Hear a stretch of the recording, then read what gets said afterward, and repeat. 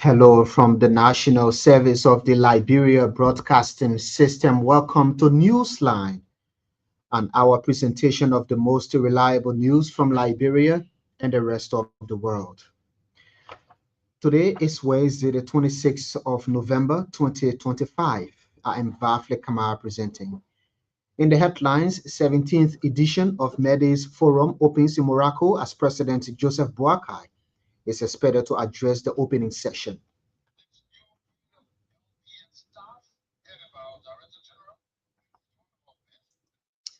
Liberia Broadcasting System installs 600 watts new television transmission in Grant Bassa County. Journalists covering the House of Representatives seek clarity from House Speaker Richard Kung over alleged jail threats. And away from Liberia, Nigerian President Bola Tinubu announces the release of 24 girls abducted from their boarding school. These seminal stories, including Sports, the Weather Reports, the news in simple English and French, are coming up. First, Hassan Kewu and the news bulletin. Many thanks. President Joseph Boakai will today address the opening session of the 17th edition of the Medes Forum in Tangier, Morocco.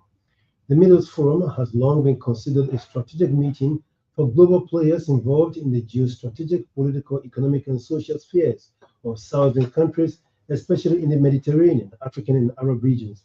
President Boakai's speech is expected to focus on strides government is making to address critical national issues, including access to roads, electricity, and infrastructure. Liberian leaders' address will also highlight regional and global challenges such as climate change, growing instability, and provide solutions to mitigate them. President Boakai, following his address, is expected to receive the Grand Prix Medes honor in recognition of his efforts in strengthening democratic commitment to peace and stability, among others.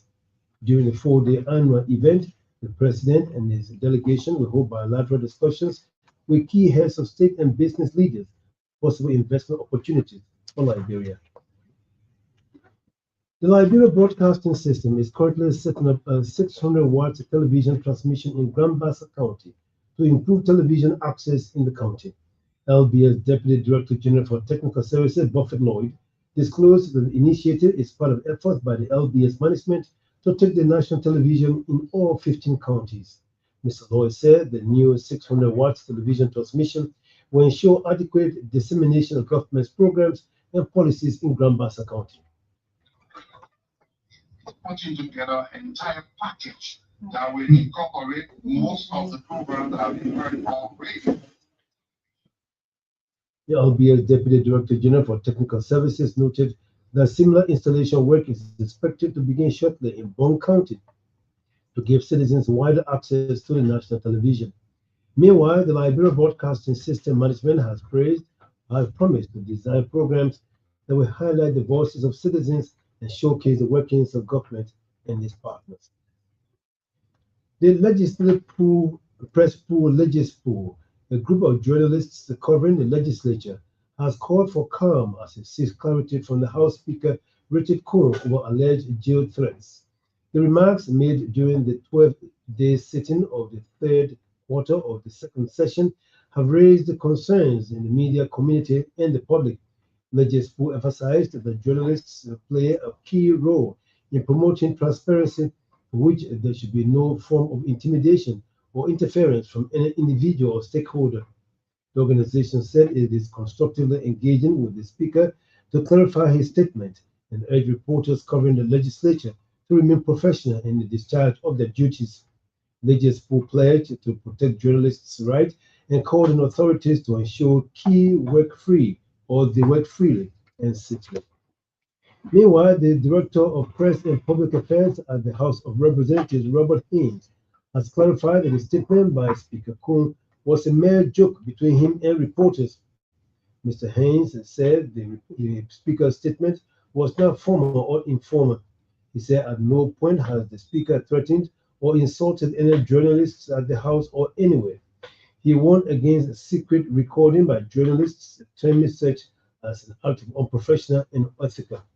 The Speaker will not in any way, and at any point in time, see journalists or threaten journalists. He is a media-friendly person, and I can say this that the Speaker and any member of the House of Representatives will not in any way or any form intimidate the media. The Director of Press at the House of Representatives thanked the leadership of Legispo for the timely and professional response to the matter. Mr. Robert Haynes emphasized that the Speaker and every member of that august body remain committed to respecting press freedom. Police in Kakata-Margibi County are investigating 4 persons in connection with the death of a 22-year-old girl, Ruth David. Our correspondent said those that have been investigated by state security are individuals who interacted with Madam David before her demise. Our correspondent said Ruth David was a resident of Wiala who had traveled to Kakata with a man believed to be her father. Our correspondent said on the 22nd of November, the lifeless body of Madam David was found in the Kakata General Market to the dismay of residents. The 4 persons being investigated are from different communities in Kakata. Justice Minister and Attorney General of Liberia, Councillor Oswald,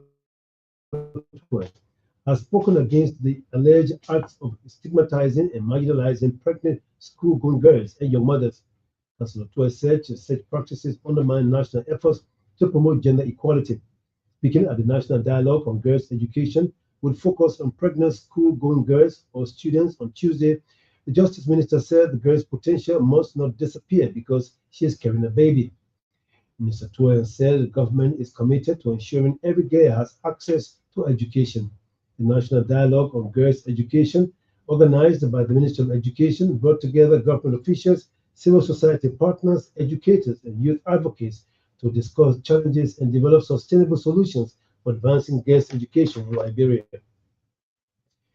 The Ministry of Agriculture is conducting a 3-day specialized refresher training in Bangabong County.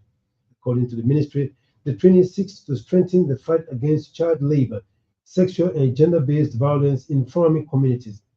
The training is being conducted by the ministry through its Rural Economic Transformation Project, RETRAP, with 25 participants in attendance. The release is quoted as saying the participants are drawn from the previous redress committees, county agriculture coordinators, and leaders of farmer-based organizations in Bong, Nimba, Margibi, Grand Cape Mount, and Masurado counties. Agriculture Ministry said the goal is to improve the agricultural sector and ensure farmers and community members have safe accessibility and trusted pathway to report concerns and receive timely responses. The commissioner of the Topmanville in Todi District, Rural Masurado County, Azeta Flomo, is appealing to government to construct police depot in the area. The appeal comes after a woman was allegedly killed by her husband in the area. Commissioner Flomo told ELBC that criminal activities, including rape and other gender-based violence, are increasing daily due to the lack of police depot. The Topmanville Township Commissioner believes government timely intervention will curb crimes in the area. Grand Bassa County is said to have generated $100,000 from scrap sales. Scrap revenue is an income generated from the sale of scrap metals or assets that have reached the end of their usefulness. According to our correspondent, the money was generated from August to November 2025. The fund is being distributed amongst the various groups within the county. It is intended to uplift citizens by investing in education, women empowerment, the disabled community, security, and the media, amongst others. Our correspondent said the citizens of the county are praising Superintendent Caillou Johnson for the innovation and the committee steering the affairs of the scrap as well as the president. Liberia and Sierra Leone are advancing strategies for the validation of a draft agreement on the reaffirmation of land boundary and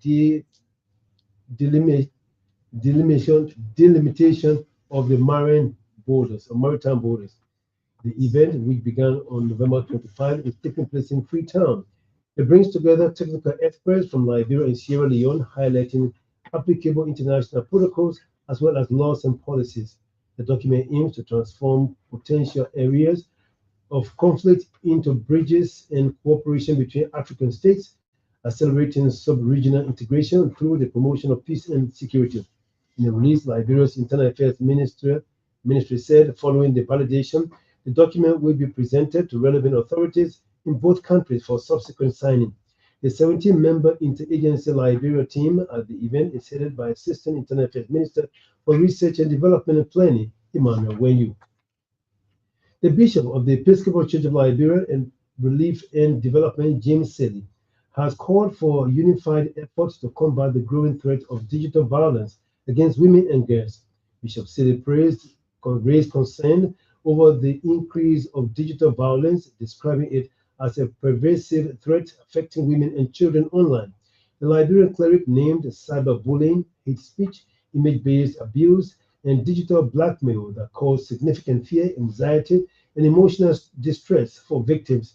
Speaking during the launch of a program in commemoration of the 16 Days of Activism, Bishop Selly reaffirmed the church's commitment to this year's global theme.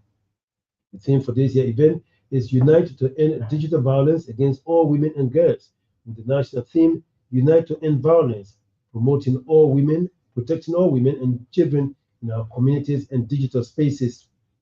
He urged the religious community, government institutions, and technological companies to work together to prevent and effectively respond to GBV.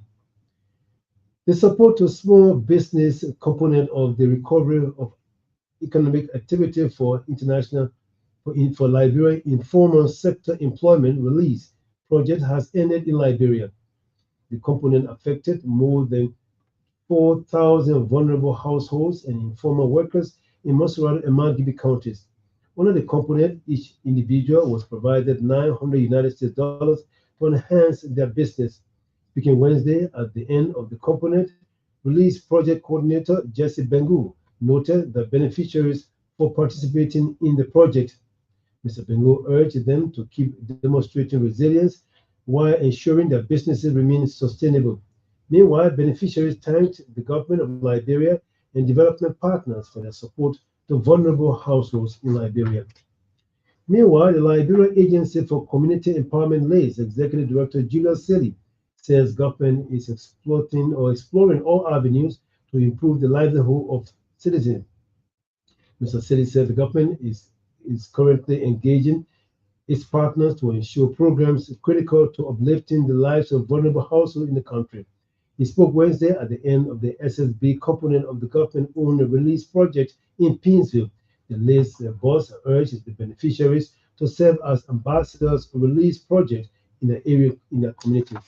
And the Commissioner General of the Liberia Revenue Authority, Double Jala, says the ECOWAS-funded joint border post at Bow Waterside will reduce cross-border time for traders and strengthen custom controls.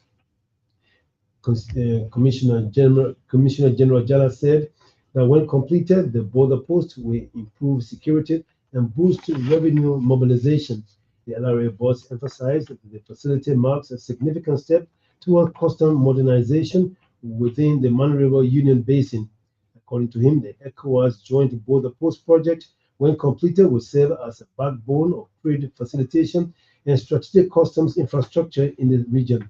The LRA Commissioner General's statement was contained in a release issued on Tuesday by the entity following the groundbreaking ceremony of the ECOWAS Joint Border Post. And that's it. And the bulletin, back to back. Many thanks to you, Hassan Kewu there with the news bulletin. You're listening to Newsline on ELBC Radio. One of the big stories we're following this afternoon, journalists covering the House of Representatives seek clarity from House Speaker Richard Kuhn over alleged geo threats. Well, major television transmission installation is taking place in Grant Bassa County. It is being carried out by the management of the Liberia Broadcasting System. On the line, Emmanuel Bondo asked LBS Deputy Director General for Technical Services, Buffett Lord, what is the objective of the new television transmission? Part of this country that people are not benefiting